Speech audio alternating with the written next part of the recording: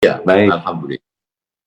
Ustaz, sementara ini kita dengar juga ada beberapa polemik tentang ke masjid, berjamaah di Ya. rumah. Apa tuh, Ustaz?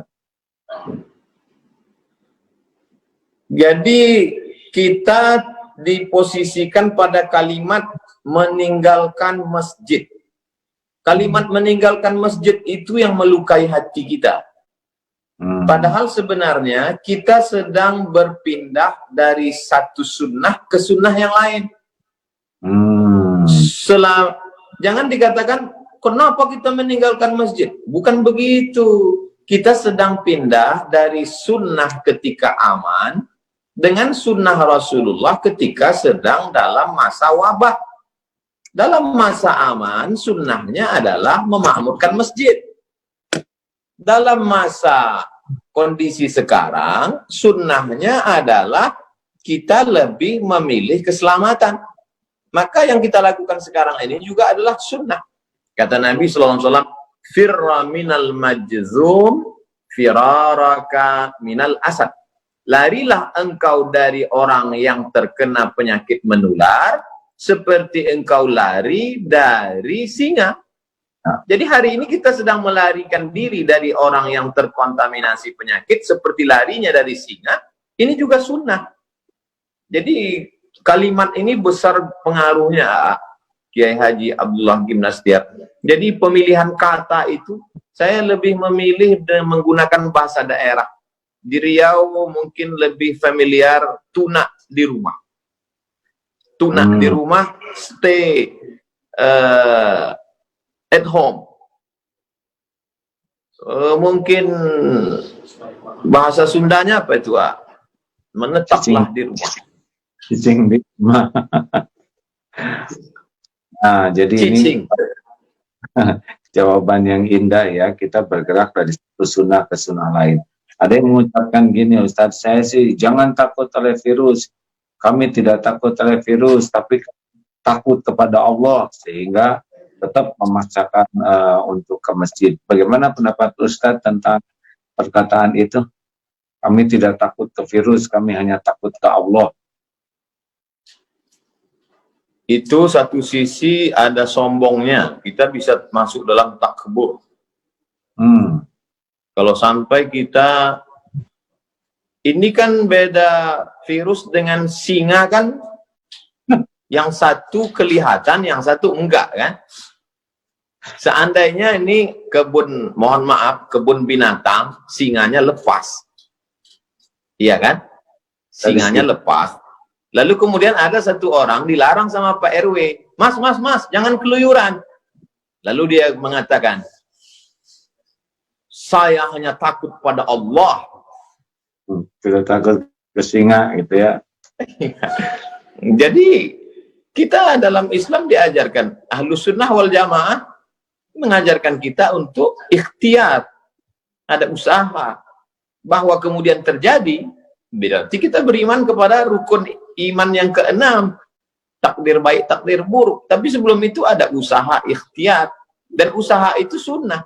Jadi yang kita lakukan hari ini sunnah. Kami tinggal di Pulau Sumatera, Provinsi Riau, 50 menit dari Kuala Lumpur.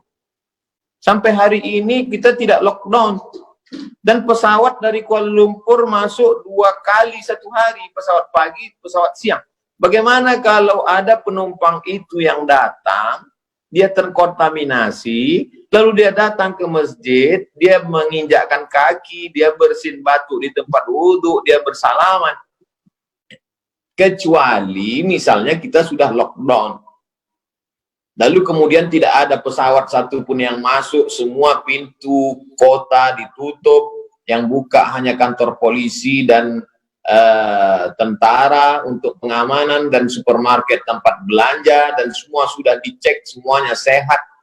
Dan di pintu masjid ada detektor, kalau ada satu virus, detektornya bunyi. Nah, itu bisa kita tetap melaksanakan sholat berjamaah dengan sholat Jumat. Ini sekarang kita tidak tahu siapa yang membawa. Saya sendiri tidak yakin bahwa saya steril. Nah, kalau ngomong-ngomong tentang lockdown, kan ada yang sekarang jadi makan banyak daun-daunan karena lockdown, daun. Ada yang tidak ngerti. Kalau lockdown. Nah, lockdown ini dalam sejarah Islam pernah nggak tuh ada lockdown ditutup seperti itu, Ustaz? Jadi kalau kita baca fikih-fikih dulu itu kan misalnya kita baru boleh sholat qashar itu kan setelah melewati sur al-balad, tembok kota. Jadi memang kalau kita pergi ke Rabat di Maroko hari ini, kebetulan dulu saya waktu sekolah kan ditinggalnya di kota Rabat. Jadi Rabat itu sampai hari ini memang kotanya ada temboknya.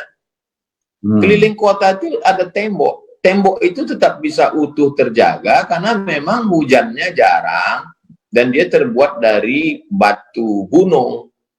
Jadi ketika zaman dulu kalau terjadi wabah suatu kota itu pintu tembok itu ditutup rapat sehingga orang luar tidak masuk dan orang yang di dalam tidak keluar karena kota itu ada temboknya. Dan kota Al-Madinah Al-Munawwarah dulu juga kalau kita bisa kita browsing, coba cari gambar Madinah zaman dulu, itu ada temboknya keliling.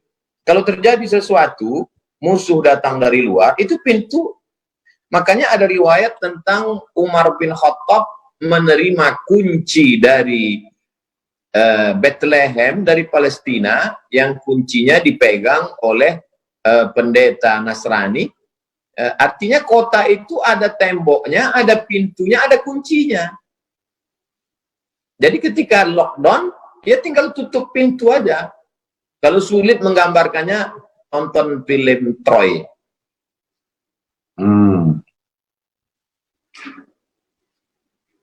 Film Troy? Ya, Jadi, kebayang. Ini sudah pernah terjadi juga yang seperti ini, jadi tidak. Ya. Ustaz, jadi zaman dulu ketika terjadi sesuatu, mereka tinggal lockdown aja, tutup pintu kota, orang luar nggak boleh masuk, orang dalam nggak boleh keluar, selesai. Cuman kita sekarang kan ada kereta api, ada bis, ada akses jalan banyak. Jadi zaman dulu mereka lebih mudah untuk lockdown. Iya. Baik. Alhamdulillah. Selanjutnya nih pertanyaan, enak paling enak bagiannya satu sama ya. Saya waktu di Batam, Ustadz habis-habisan nanya saya nggak bisa berkelit. Sekarang Ustadz harus jawab ya, janji. Terima kasih. Lalu Ustadz nih, ini kan antara keyakinan ada Jabariyah, ada Qadariyah, ada Ahlussunnah wal Jamaah. Sekarang ini bisa kelihatan nggak yang berpaham Jabariyah atau mereka semau-maunya saja pindah-pindah keyakinan ini? Yang selama ini mengaku Ahlus Sunnah, mulutnya berkata Ahlus Sunnah, justru sekarang bisa kelihatan dia Jabariyah. Artinya tidak ada, ya udah terserah aja lah, mau matilah. Kalau Ahlus Sunnah tidak begitu. Ahlus Sunnah Allah kasih kita ikhtiar, Allah kasih kita al-kasbu, ada usaha. Kalau Qadariyah ekstrim, dia berkata tidak ada takdir. Tapi saya sampai hari ini masih ada ikhtiar usaha. Andai terjadi juga, disitulah kita baru bisa berkata, dari mulut kita berkata qadarullah, ini sudah takdir Allah SWT. Tapi bahwa hari ini kita mendengar Majelis Ulama mengajarkan kita, Kementerian Agama untuk menggulung karpet, kemudian Majelis Ulama mengajak menutup, bahkan tadi saya baca berita Sekjen MUI mengajak pemerintah untuk lockdown. Itu salah satu dari usaha, salah satu dari ikhtiar, salah satu dari al-kasbu, menunjukkan kita Ahlus Sunnah wal Jamaah, kita berpegang pada sunnah, kita bukan kelompok Ahlul Bid'ah. Ahlul Bid'ah waktu itu kan Jabariyah, Murji'ah, Qadariyah, Syiah, Mu'tazilah, keluar dari Ahlus Sunnah. Kita berpegang kepada sunnah Rasulullah SAW. Jadi jangan ragu-ragu untuk menyempurnakan ikhtiar, ihris ala ma yanfa'uk wasta'in billah wala ta'jaz. Itu saja, bersungguh-sungguh manfaat, Jazakumullah khairan. minta tolonglah kepada Allah dan janganlah bersikap lemah. Iya. Ya kan gitu Ustaz? Ustaz sudah hafal dalilnya. Baik, nah sekarang Ustaz kan situasi semakin berat begini nih. Kelihatannya kepatuhan umat kepada ulama itu ada poin tersendiri nggak Ustaz? Seperti sekarang ya. Sebetulnya kan bagi yang sudah daerah merah begini, kalau tidak ke masjid sebetulnya tidak rugi sama sekali, niat sudah dapat pahala. Biasa ke masjid kita akan tidak ke masjid karena uzur juga dapat pahala. Kemudian kita menjauh dari kemudaratan dapat pahala. Tidak mencelakakan orang lain dapat pahala. Patuh kepada ulama juga pahala. Jadi sebetulnya luar biasa dalam keadaan begini kalau kita betul-betul pakai hati dan kejernihan berpikir. Gimana menurut Ustaz bahwa ya kita ke majelis ulama tuh ada poin khusus tidak tuh? Kita beragama ini bukan ikut perasaan, tapi berdasarkan ilmu. Makanya la ilaha illallah di awal ayatnya fa'lam. Fa'lam. Itu kasihan. Fa'lam berilmulah. Ada ilmunya. Fa'lam annahu la ilaha illallah. Berilmu tentang la ilaha illallah. Makanya tadi saya tunjukkan kitab 50 sifat. Jadi Imam Al-Qusairi melarang orang uzlah kalau tidak punya dua ilmu. Ilmu akidah, ilmu fikih. Kalau hanya modal nekat uzlah, nanti di tempat uzlahnya dia tidak selamat dari godaan setan. Bisa-bisa keluar bukan menjadi orang bersih hati, malah jadi dukun. Jadi kalau nggak punya akidah yang benar, tidak punya fikih yang benar, uzlah hasilnya jadi dukun ya.